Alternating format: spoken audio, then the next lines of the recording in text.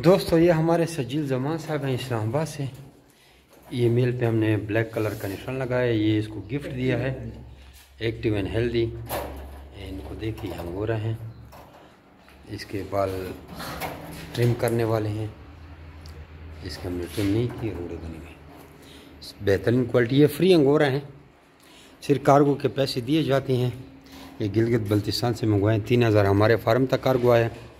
500 रुपये तो आप लोगों के ये एग्रीमेंट की फ़ीस देनी होती है। ये तो है, चाहे एक जोड़ा लें फिर भी 500 है, 10 जोड़े लें फिर भी 500 है। तो यहाँ से कोई लेके जाता है फ्री तो वो 3000 रुपये सिर्फ गिलगित के कार्गो पे करेगा।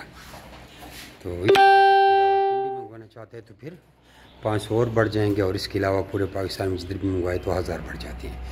ये रावलपिंडी 3500, कराची वगैरह लाहौर 4000 रुपये फ़ी जोड़ा और 500 एग्रीमेंट की आप पे करेंगे तो आपको फ्री ऑफ कार दिए जाएंगे।